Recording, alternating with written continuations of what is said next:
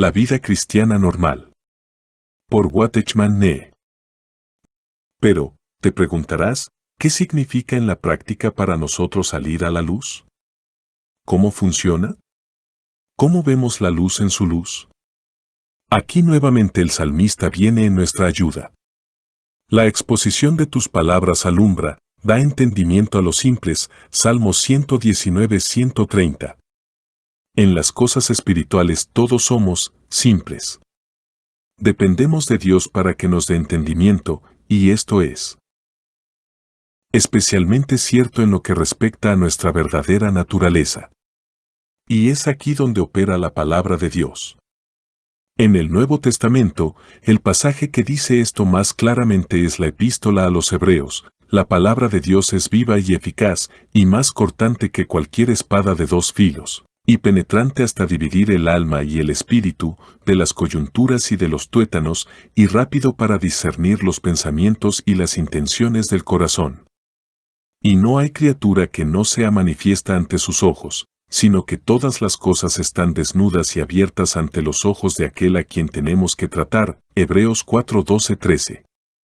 Sí, es la palabra de Dios, la penetrante escritura de la verdad, la que resuelve nuestras preguntas.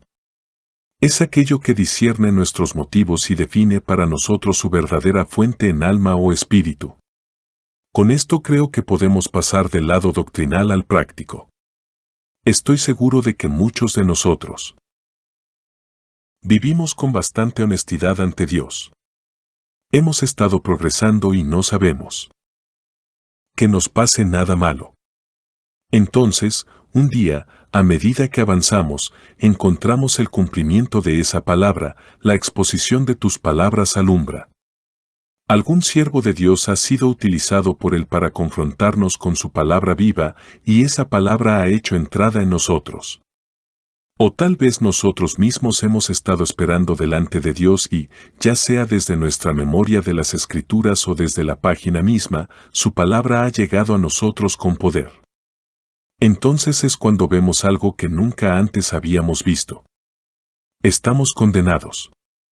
Sabemos dónde nos equivocamos, levantamos la vista y confesamos, Señor, lo veo. Hay impureza ahí.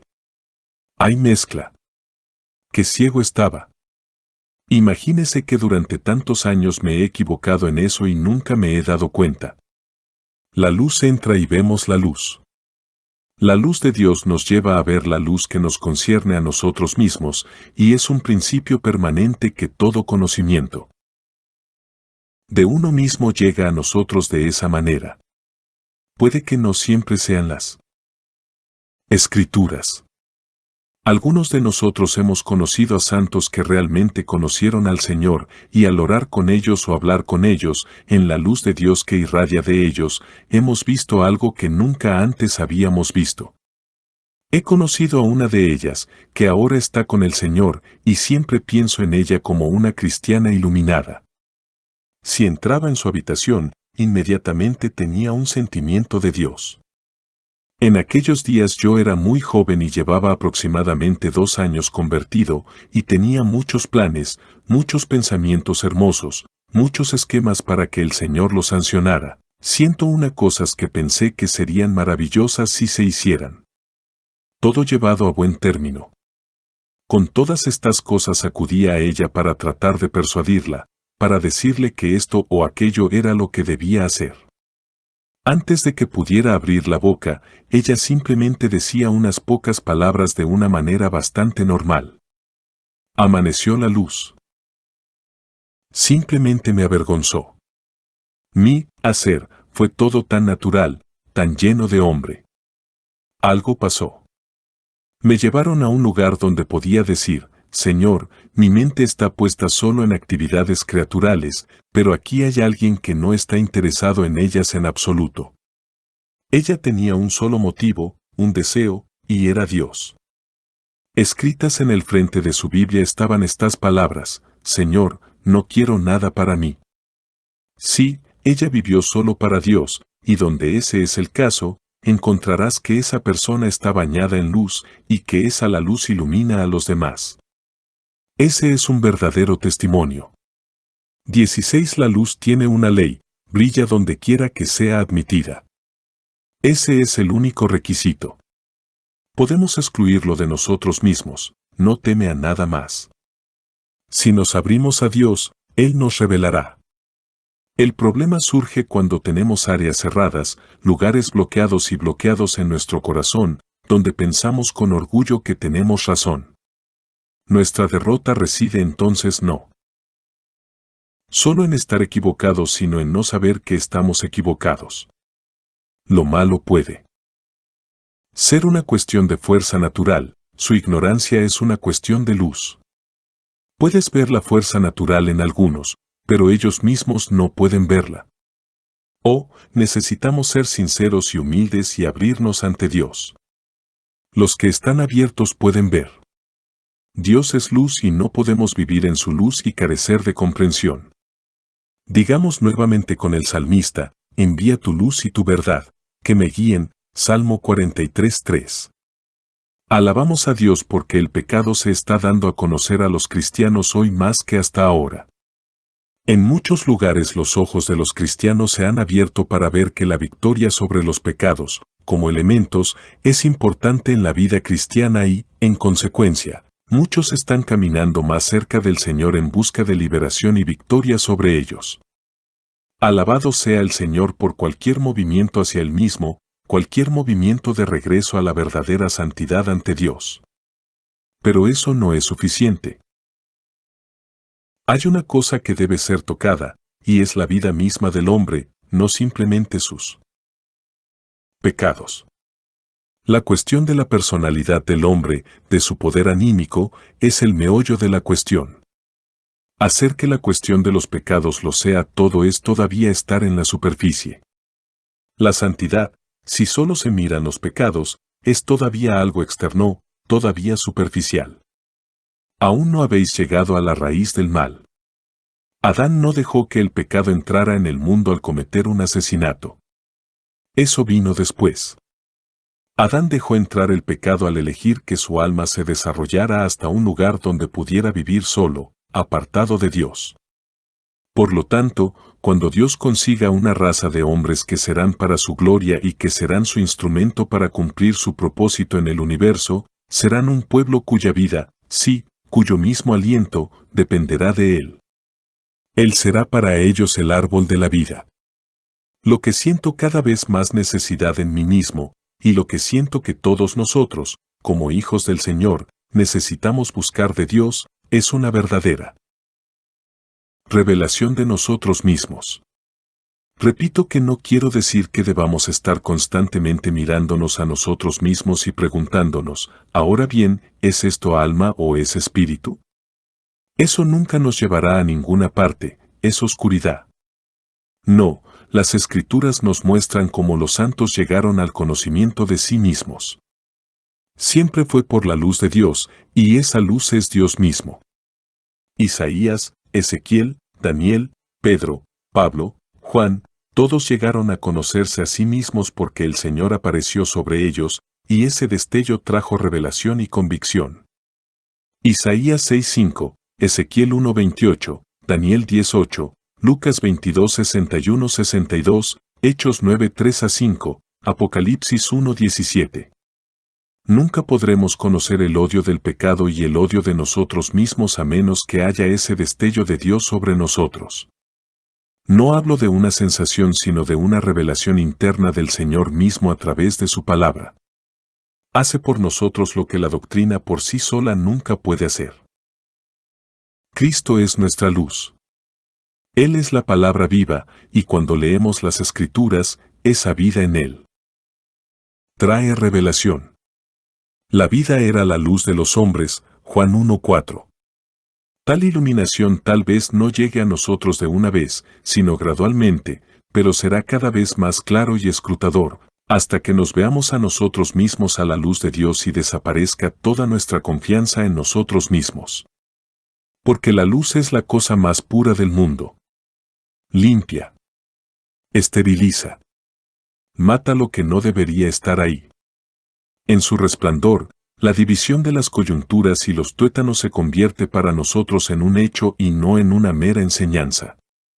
Conocemos el miedo y el temblor al reconocer la corrupción de la naturaleza del hombre, el odio hacia nosotros mismos y la verdadera amenaza a la obra de Dios de nuestra vida y energía desenfrenadas del alma. Como nunca antes, sabemos cuánto de nosotros necesitamos el trato drástico de Dios si quiere usarnos, y sabemos que, separados de Él, como siervos de Dios estamos acabados. Pero aquí la cruz, en su sentido más amplio, vendrá nuevamente en nuestra ayuda, y ahora intentaremos examinar un aspecto de su obra que aborda nuestro problema del alma humana. Porque solo una comprensión profunda de la cruz puede llevarnos a ese lugar de dependencia que el mismo Señor Jesús tomó voluntariamente cuando dijo, «No puedo hacer nada por mí mismo, según oigo, juzgo, y mi juicio es justo, porque no busco mi voluntad, sino la voluntad del que me envió». Juan 5:30. Capítulo 13. El camino del progreso, llevar la cruz. En nuestro capítulo anterior hemos tocado varias veces el asunto del servicio al Señor. Al pasar ahora a considerar la provisión que Dios ha hecho para resolver el problema creado por la vida del alma del hombre, será útil que abordemos ese problema considerando primero los principios que gobiernan nuestro trabajo para Él y de los cuales no depende nada. Aquel que intenta servirle puede desviarse. La base de nuestra salvación, como bien sabemos, es el hecho de la muerte y resurrección de nuestro Señor, pero las condiciones de nuestro servicio no son menos definidas. Así como el hecho de la muerte y resurrección del Señor es la base de nuestra aceptación ante Dios, así el principio de la muerte y la resurrección es la base de nuestra vida y servicio a Él. La base de todo ministerio verdadero. Nadie puede ser un verdadero siervo de Dios sin conocer el principio de la muerte y el principio de la resurrección. Incluso el propio Señor Jesús sirvió sobre esa base. Encontrará en Mateo 3 que, antes de que comenzara su ministerio público, nuestro Señor fue bautizado. Fue bautizado no porque tuviera algún pecado ni porque necesitara limpieza. No, conocemos el significado del bautismo, es figura de muerte y resurrección. El ministerio del Señor no comenzó hasta que Él estuvo en ese terreno. Después de haber sido bautizado y haber tomado voluntariamente el terreno de la muerte y la resurrección, el Espíritu Santo descendió sobre Él y luego ministró. ¿Qué nos enseña esto? Nuestro Señor era un hombre sin pecado. Nadie excepto Él ha pisado esta tierra y no ha conocido pecado. Sin embargo, como hombre, tenía una personalidad separada de la de su Padre. Ahora debemos andar con mucho cuidado cuando tocamos a nuestro Señor, pero recordad sus palabras, no busco mi voluntad, sino la voluntad del que me envió. ¿Qué quiere decir esto?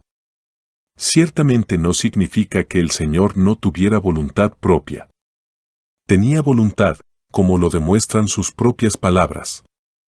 Como hijo del hombre tuvo voluntad, pero no la hizo, vino a hacer la voluntad del Padre. Entonces este es el punto. Lo que en él se distingue del Padre es el alma humana, que él asumió cuando fue hallado en forma de hombre. Siendo hombre perfecto, nuestro Señor tenía alma, y por supuesto cuerpo, así como tú y yo tenemos alma y cuerpo, y le era posible actuar desde el alma, es decir, desde sí mismo.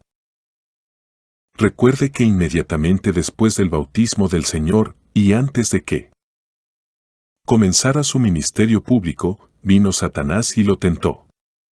Lo tentó a satisfacer sus necesidades esenciales convirtiendo las piedras en pan, asegurar el respeto inmediato por su ministerio al aparecer milagrosamente en el atrio del templo, asumir sin demora el dominio mundial que le está destinado, y te inclinas a preguntarte por qué lo tentó a hacer cosas tan extrañas. ¿Usted cree que hubiera preferido haberlo tentado a pecar de una manera más profunda? Pero él no lo hizo, él lo sabía mejor. Solo dijo, si eres hijo de Dios, di que estas piedras se conviertan en pan. ¿Qué significaba? La implicación era esta, si eres el hijo de Dios, debes hacer algo para probarlo. Aquí hay un desafío. Algunos ciertamente plantearán la pregunta de si su reclamo es real o no. ¿Por qué no resuelves finalmente el asunto ahora saliendo y probándolo?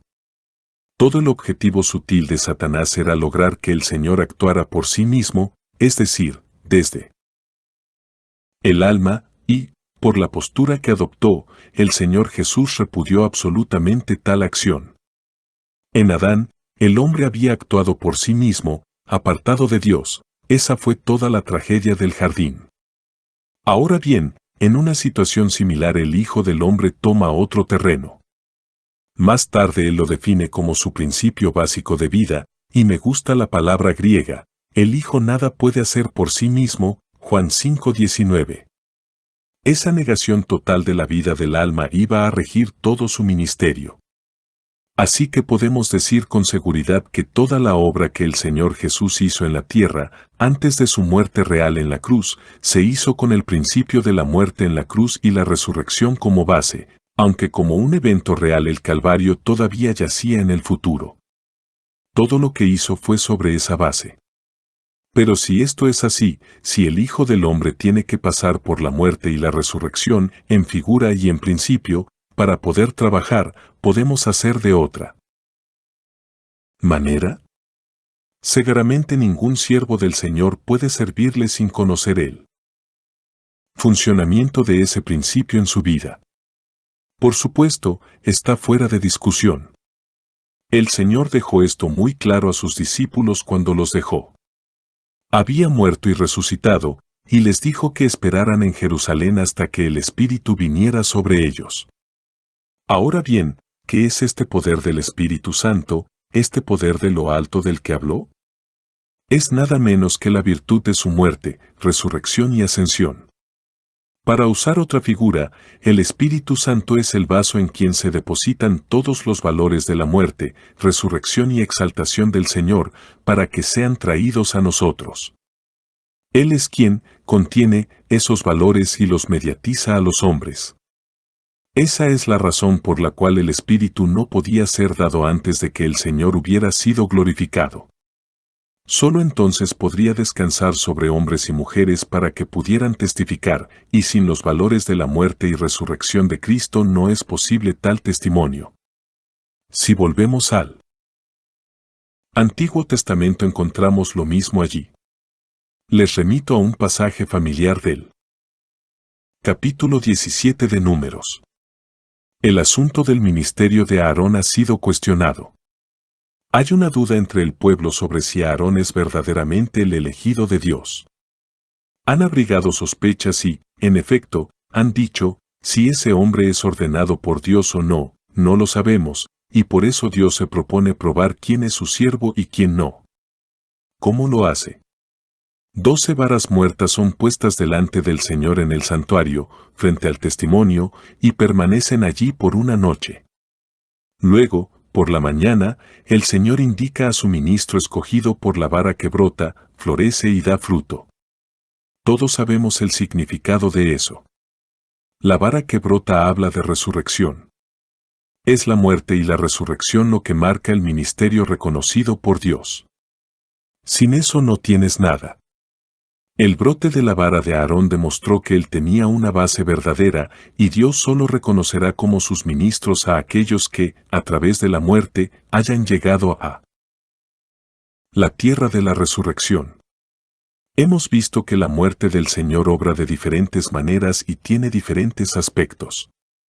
Sabemos cómo ha obrado su muerte con respecto al perdón de nuestros pecados. Todos sabemos que nuestro perdón se basa en la sangre derramada y que sin derramamiento de sangre no hay remisión.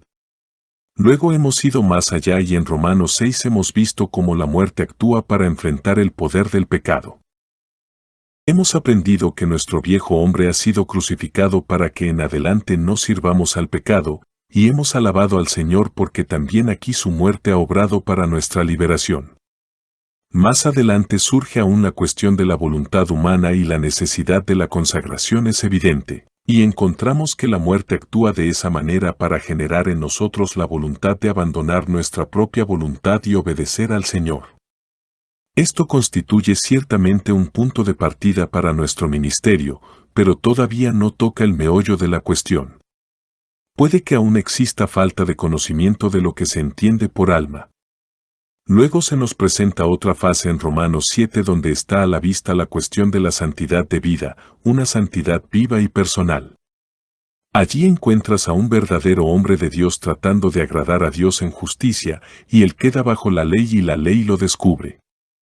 Está tratando de agradar a Dios, usando su propio poder carnal, y la cruz tiene que llevarlo al lugar donde dice, no. Puedo hacerlo. No puedo satisfacer a Dios con mis poderes, solo puedo confiar en que el Espíritu Santo hará eso en mí. Creo que algunos de nosotros hemos pasado por aguas profundas para aprender esto y descubrir el valor de la muerte del Señor obrando de esta manera. Ahora bien, observen que todavía hay una gran diferencia entre la carne, como se menciona en Romanos 7 en relación con la santidad de vida, y la operación de las energías naturales de la vida del alma en el servicio del Señor. Una vez conocido todo lo anterior, y conocido por experiencia, todavía queda esta esfera más en la que la muerte del Señor debe entrar antes de que realmente seamos útiles para Él en el servicio.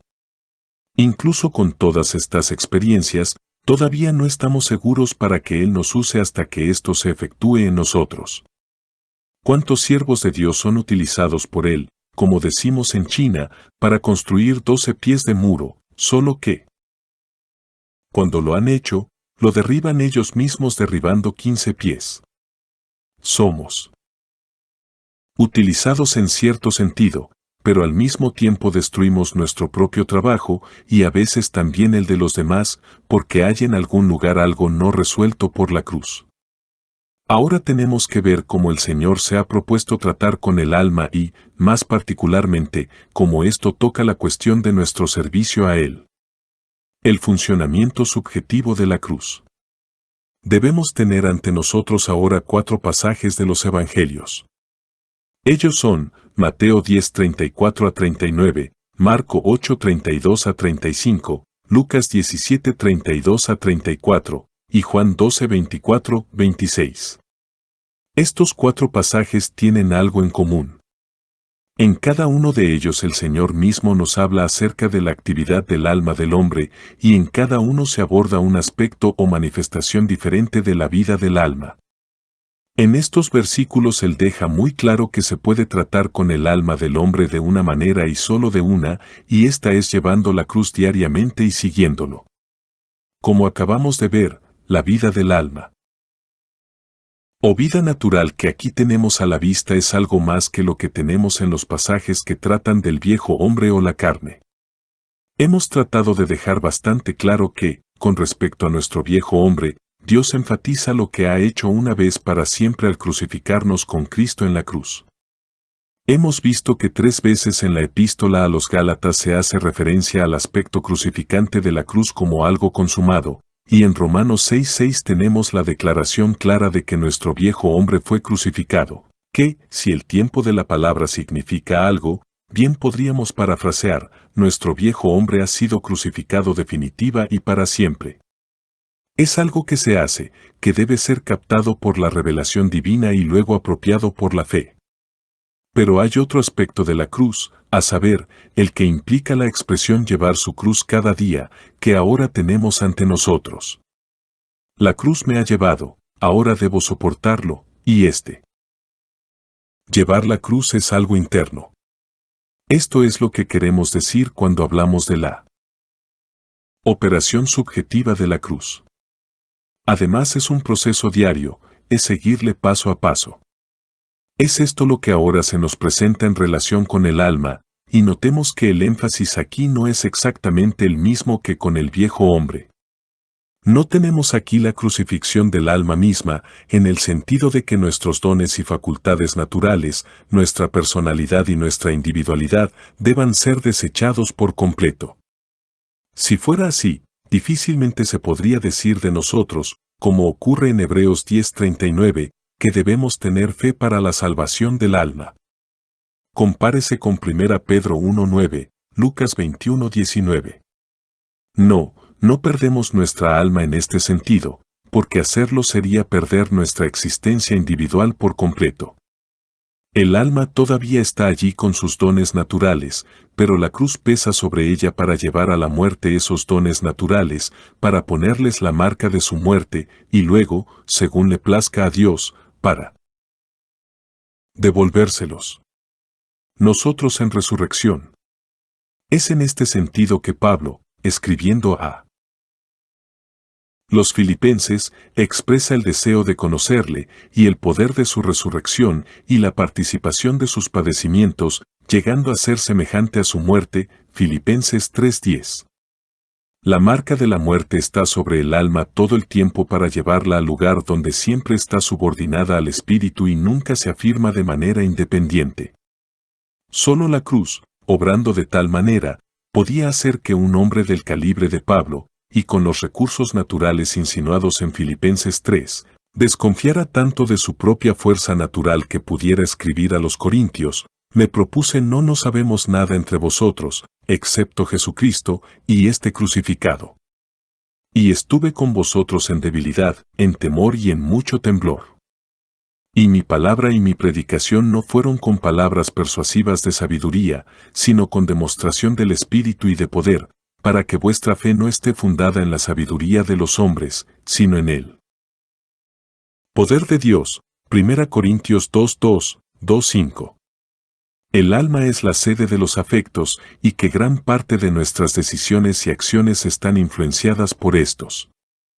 No hay nada deliberadamente pecaminoso en ellos, claro está, sino que es simplemente que hay algo en nosotros que puede manifestarse en afecto natural hacia otra persona y que, como resultado, puede influir erróneamente en todo nuestro curso de acción.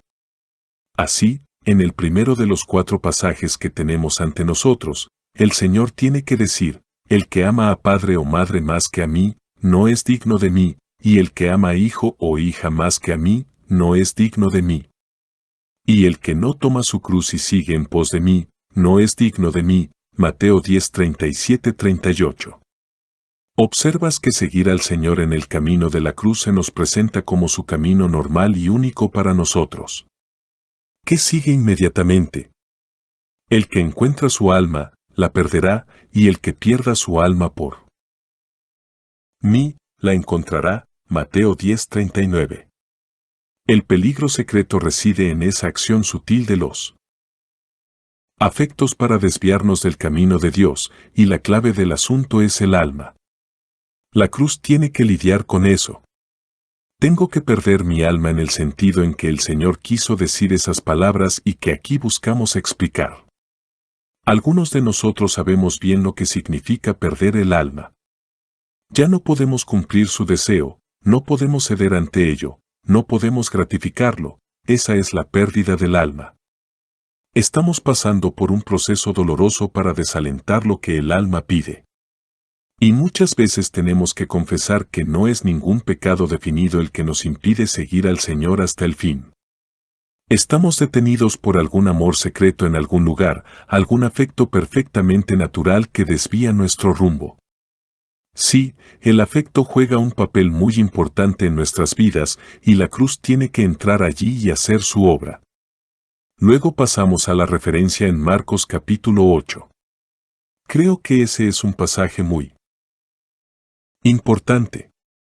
Nuestro Señor acababa de enseñar a sus discípulos en Cesarea de Filipo que iba a sufrir la muerte a manos de los ancianos de los judíos, y entonces Pedro, con todo su amor por su maestro, se acercó y lo reprendió y le dijo: Señor, no lo hagas, compadécete de ti mismo, esto nunca te sucederá.